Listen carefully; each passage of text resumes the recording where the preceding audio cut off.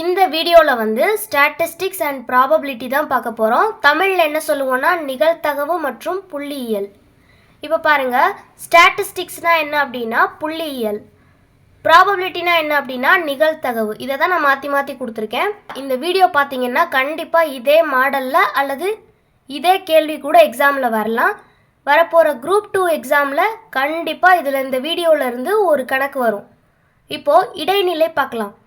இடைநிலையில் கேள்வியில் என்ன கொடுத்துருக்காங்க பாருங்கள், 11, 12, 14, 10, 9 என்ற தரவுகளின் இடைநிலை காண்கன்னு கேட்டிருக்காங்க.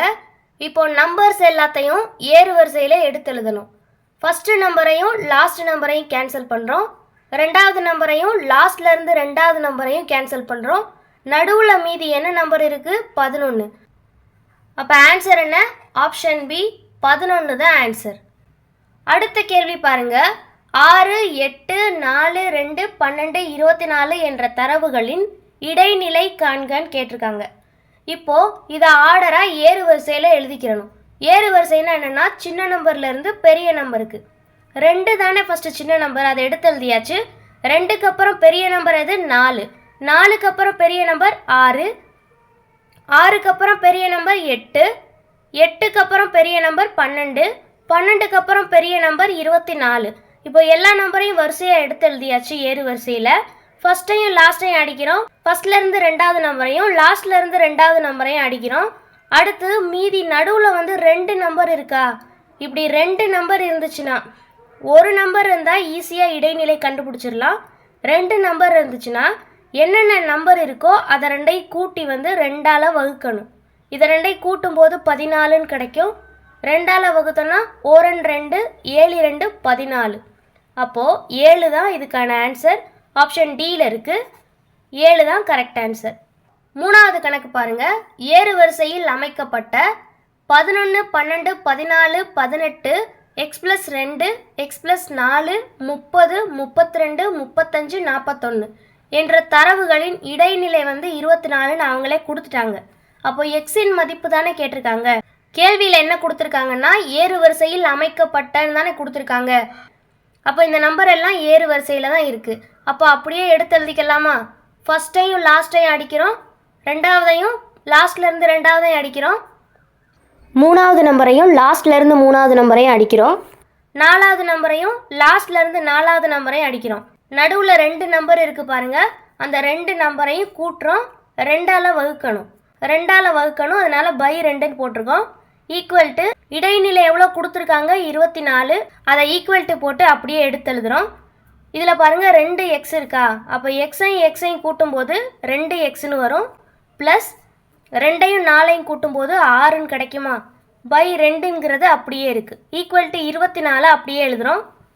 இப்போ 2x ப்ளஸ் 6ங்கிறது அப்படியே இருக்குது. 24 அப்படியே இருக்குது. இந்த வகுத்தலில் உள்ள 2 ஈக்குவல்ட்டுக்கு இந்த பக்கம் போகும்போது பெருக்கலாக மாறும். அப்போ பெருக்கல் 2ன்னு எடுத்து எழுதுவோம். இந்த சைடு உள்ளதை அப்படியே எடுத்து எழுதியிருக்கோம். இங்கிட்டு உள்ளது 2ஐயும் பெருக்கணும் அப்படின்னா 24 × 2 48ன்னு கிடைக்கும். 48 அப்படியே எடுத்து எழுதியிருக்கோமா? 2x அப்படியே இருக்குது. ஈக்குவல் டு 48ம் அப்படியே இருக்குது. இந்த ப்ளஸ் 6 ஈக்குவல்ட்டுக்கு இந்த பக்கம் போகும்போது -6ஆக மாறும். இந்த 2x அப்படியே எழுதுகிறோம். 48ல் 6 போச்சுன்னா 42. இந்த எக்ஸை அப்படியே எழுதுகிறோம். 42ஐயும் அப்படியே எழுதுகிறோம். இந்த 2ஐ வந்து ஈக்குவல்ட்டுக்கு இந்த பக்கம் கொண்டு வரும்போது பெருக்கலாக இருக்குது, இங்கிட்டு வரும்போது வகுத்தலாக மாறும். இப்போ கேன்சல் பண்ணோன்னா 1 2 21 2 42. அப்போ எக்ஸ் ஈக்குவல்ட்டு எவ்வளவு? 21. எக்ஸின் மதிப்பு தானே கேள்வியில் கேட்டிருக்காங்க. அப்போ ஆன்சர் என்னது? 21. ஆப்ஷன் ஏல இருக்குது. அப்போ ஆப்ஷன் ஏ தான் கரெக்டு. அடுத்த கேள்வி வந்து முகடுலேருந்து பார்க்கலாம். நம்பர் கொடுத்துருக்காங்களா? இதில் முகடு எதுன்னு கண்டுபிடிக்கணும். முகடுனா என்னென்னா எந்த நம்பர் வந்து நிறையா வாட்டி வந்திருக்கோ அதுதான் முகடு. இதில் பாருங்கள் 17 ஒரு தடவை தான் வந்திருக்கு. 18 வந்து ஒரு தடவை தான் வந்திருக்கு. 20 வந்து 3 தடவை வந்திருக்கு பாருங்கள். 21 2 தடவை வந்திருக்கு. 22 2 தடவை வந்திருக்கு. இதில் எது அதிகமாக வந்திருக்கு? 20. அப்போ ஆன்சர் என்னது? Option B 20. முகடில் ரெண்டாவது கணக்கு பாருங்கள். ஒரு தொகுப்பானது 5 4களையும் 4 5களையும் 9 6களையும் 6 9களையும் கொண்டுள்ளது எனில் முகடு காண்கன்னு கேட்டிருக்காங்க. இந்த மாதிரி நம்பரால் கொடுத்தா நீங்கள் வந்து ஈஸியாக செஞ்சுருவீங்க. இந்த மாதிரி எழுத்தால் கொடுத்துருந்தா உங்களுக்கு வித்தியாசமாக இருக்குன்னு தோணும். இப்போ கேள்வியில் எழுத்தால் கொடுத்துருக்கதை நம்ம எண்ணால் எடுத்து எழுதுகிறோம். 5 4கள்னு கொடுத்துருக்காங்களா, 5 போட்டு ப்ராக்கெட்டில் 4 போட்டிருக்கோம். 4 5கள்னு கொடுத்துருக்காங்களா, 4 போட்டு ப்ராக்கெட்டில் 5ன்னு போட்டிருக்கோம்.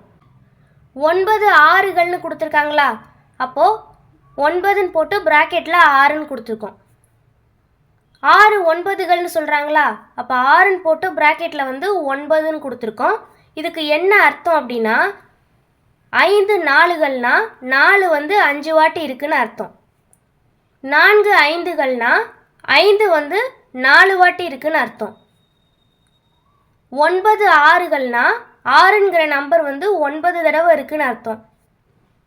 6 9கள்னா 9ங்கிற நம்பர் வந்து 6 தடவை இருக்குன்னு அர்த்தம். இதில் வந்து முகடுன்னு நம்ம எதை சொல்லுவோம், எந்த நம்பர் அதிகமாக வந்திருக்கோ அதை தான் முகடுன்னு சொல்லுவோம். இப்போ 6ங்கிறது 9 வாட்டி வந்திருக்கா, அப்போ ஆப்ஷன் ஏ 6 தான் கரெக்டு. 3வது கேள்வி பாருங்க, நம்பர் கொடுத்துருக்காங்களா, எந்த நம்பர் வந்து முகடுன்னு கேட்டிருக்காங்க, அதிகமாக வந்திருக்குது. இதில் பாருங்கள் 20 வந்து 2 தடவை வந்திருக்கு, 21 2 தடவை, 22 2 தடவை, 3 எண்களுமே 2 2 தடவை வந்திருக்கு. 17 18 ஒரு தடவை தான் வந்திருக்கு. இந்த 3 எண்களும் தான் முகடு. அப்போ ஆப்ஷன் டியில் 20 இருக்குது, 21 இருக்குது, 22 இருக்குது. அப்போ ஆப்ஷன் டி தான் கரெக்டு. இந்த கேள்வி வந்து ரொம்பவே முக்கியமானது. லாஸ்ட் 3 டைம்ஸ் கேட்ட கொஸ்டின் இது. இது என்னன்னு பார்க்கலாமா? ஒரு பரவலின் சராசரி மற்றும் முகடு முறையே 66 மற்றும் 60 ஆகும். இடைநிலை அளவு காண்கன்னு கேட்டிருக்காங்க. இப்போது கேள்வியில் சராசரி எவ்வளோ கொடுத்துருக்காங்க, 66. முகடு எவ்வளோ கொடுத்துருக்காங்க, 60. இடைநிலை அளவு தானே கேட்டிருக்காங்க. சராசரி முகடு இடைநிலை இந்த 3ல் ஏதாவது 2 கொடுத்து ஏதாவது 1 கேட்டிருந்தாங்க அப்படின்னா என்ன ஃபார்முலா யூஸ் பண்ணணும்னா முகடு ஈக்குவல் டு 3 இன்ட்டு இடைநிலை மைனஸ் 2 இன்ட்டு சராசரி. முகடுக்கு பதிலாக என்ன கொடுத்துருக்காங்க, 60. அதை எடுத்து முகடுக்கு நேராக எடுத்து எழுதியாச்சு. 3ங்கிறத அப்படியே எழுதியிருக்கோம், இன்ட்டு அப்படியே எழுதியாச்சு. இடைநிலை தானே கேட்டிருக்காங்க, இடைநிலை அப்படியே எழுதுகிறோம், மைனஸ் ஃபார்முலா படி 2ங்கிறது அப்படியே இருக்குது, இன்ட்டுங்கிறதும் அப்படியே எழுதுகிறோம். சராசரி எவ்வளோ கொடுத்துருக்காங்க, 66. அப்போ சராசரிக்கு பதிலாக 66ன்னு எடுத்து எழுதுகிறோம். 60ங்கிறது அப்படியே இருக்குது. 3 இன்ட்டு இடைநிலை வந்து 3 இடைநிலைன்னு எழுதுவோம், மைனஸ் இது ரெண்டையும் பெருக்கும்போது 66 இன்ட்டு 2 132. 60ங்கிறது அப்படியே இருக்குது. இந்த மைனஸ் 132 ஈக்குவல்ட்டுக்கு இந்த பக்கம் போகும்போது ப்ளஸ் 132ன்னு வரும், ஈக்குவல் டு 3 இடைநிலைங்கிறது அப்படியே இருக்கும். இப்போ இதை ரெண்டையும் கூட்டணும் அப்படின்னா 192 வரும். இந்த 3 ஈக்குவல்ட்டுக்கு இந்த பக்கம் கொண்டு வரும்போது பெருக்கலாக உள்ளது வகுத்தலாக மாறும். அப்போ 3 வந்து பை 3ன்னு எழுதுவோம். 1 3 3 64 3 192. அப்போ இடைநிலை எவ்வளவு, 64. இந்த கேள்வி வந்து கண்டிப்பாக வந்து குரூப் 2ஆக இருந்தாலும் சரி, குரூப் 4ஆக இருந்தாலும் சரி, குரூப் 1ஆக இருந்தாலும் சரி, இந்த கேள்வி வந்து கட்டாயமாக வரும். கேள்வி என்ன கொடுத்துருக்காங்கன்னா, மையப்புள்ளி எம் தொடர் நிகழ்வெண் பரவலின் ஒரு பிரிவின் மேல் எல்லை பி எனில் அதன் கீழ் எல்லை என்னன்னு கேட்டிருக்காங்க.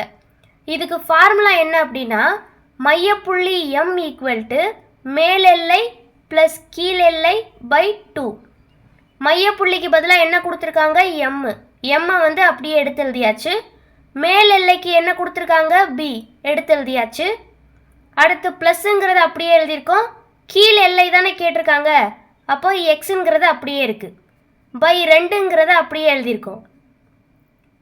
இப்போ எம்ங்கிறது அப்படியே இருக்குது. இந்த பை 2 ஈக்குவல்ட்டுக்கு இந்த பக்கம் போகும்போது வகுத்தலாக உள்ளது பெருக்கலாக மாறும். அப்போ 2mன்னு எழுதுவோமா, ஈக்குவல் டு பி ப்ளஸ் எக்ஸுங்கிறது அப்படியே இருக்கும். 2m வந்து அப்படியே இருக்குது. இந்த b வந்து ப்ளஸில் இருக்குது, ஈக்குவல்ட்டுக்கு இந்த பக்கம் போகும்போது மைனஸ் பியாக மாறும். ஈக்குவல் டு இந்த எக்ஸு வந்து அப்படியே இருக்குது. கீழே எல்லை என்ன எடுத்துக்கிட்டோம், எக்ஸு தானே எடுத்துக்கிட்டோம். எக்ஸோட வேல்யூ என்ன, 2m மைனஸ் b. இதுதான் வந்து ஆன்சர்.